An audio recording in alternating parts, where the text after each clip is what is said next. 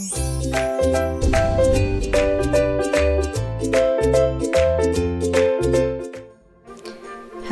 and welcome to our virtual museum. Before we begin, a few words about our concept based on the topics of the song that we have obtained. The first song gives a feeling of festivities, rituals, luxury, splendor, celebration, beauty, and greatness.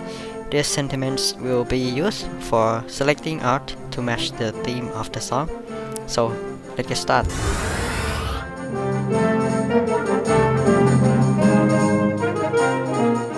The artwork name is Bridal Procession on the Heart Angel Forge. The artist's name is Hans Guild. The exhibit is located in the National Museum of Arts, Architecture and Design.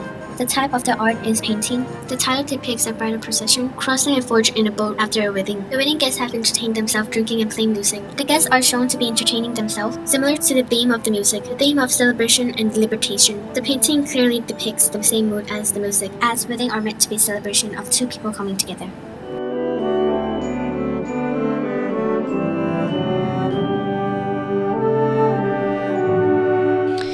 The second art, The Wedding Dance, was made in 1566, Peter Bruegel the Elder.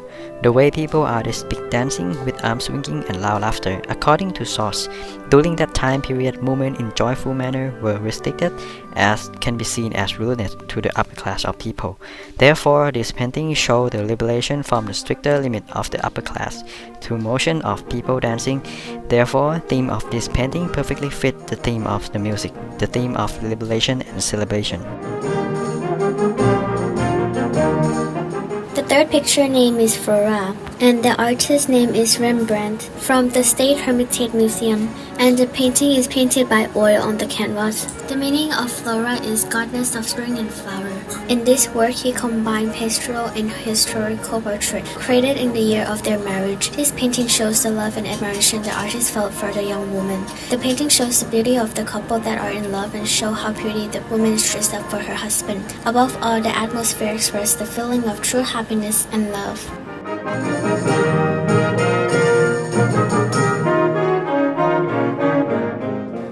The fourth art, Chocolate Mania Pavilion, was made by Peter Joseph Weber in 1893. This is a picture of a place called a Chocolate Mania Pavilion. The interior showed the splendor of the place. The surrounding atmosphere of the place was elegantly dressed with a large number of people showing the popularity and conversation of aristocratic figure. This image therefore has the concept of the word elegant and luxurious. The fifth art is the family of Darius before Alexander. It depicts Alexander the Great with the family of Darius III, the Persian king he had defeated in the Battle of Issus, created by the Battle of Wilderness between 1565 to 1570. Let's talk more about the Battle of Issus. Battle of Issus occurred in the southern Anatolia or Western Asia on November 5th. 333 before Christ, between the Hellenic League led by the Alexander the Great and the Achaemenid Empire led by the Darius III, which expressed the feeling of greatness and grateful.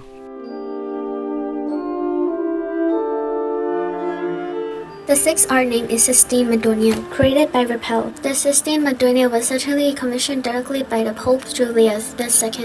In July 1512, the Vatican received the news that the northern Italian town of the Piacenza had joined the Papal States. It is assumed that this event prompted the Pope to commission the painting. The Sistine Madonna in the center of the picture. The Virgin strides towards the earthly room, whilst holding the Christ child in her arm, out of the expanse of the heaven, intimidated by the countless heads of angels painted in the sky blue. She carried out the Christ child into the world as shown the happiness of a child with celebration of a new life.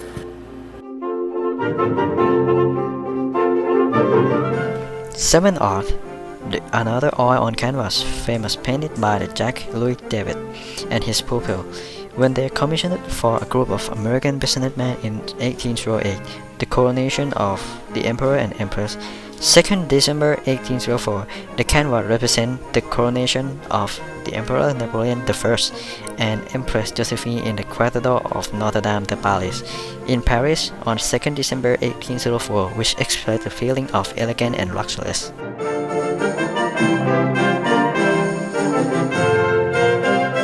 The eighth art, the meeting of Abraham and Melchizedek, created by the Peter Paul Rubens in 1626.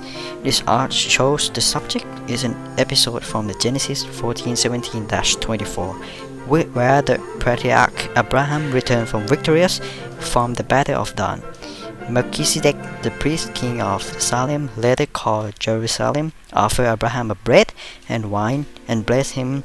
Rubens showed the offering of the bread and wine by the priest king as a prefiguration of the Christian Eucharist and the institution of the papacy.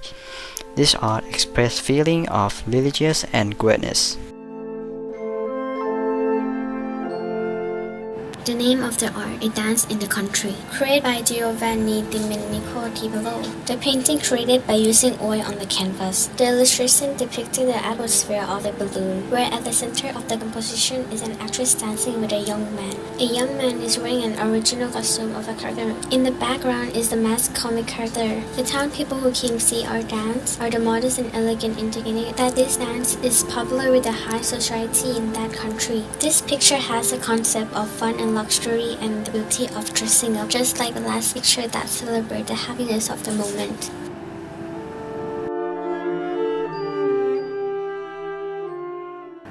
The 10th pick of the museum names is Charles I. This painting was by Sir Anatomy Van Dyck in 1635. The painting described King Charles I costume. As you can see, the color and pattern lace of the costume are different in the richly and worked sky.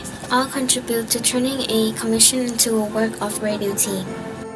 From the virtual museum, we have done topics according to the theme music randomly given by the teacher, so that we can find work and art that express the feeling that we listen to and correspond with an acquired song. At first, we only interpret a few topics from the song, such as greatness, beauty, and elegance. But when we look at the picture and interpret it again, I can feel that it doesn't have to be the fix at all. So we decided to add more topics because the imagination depends on the person's thoughts. Many people will have the different imagination. For example, to solve a problem in real life, countless people only see a problem without asking a ghost question with root cause and fixing it.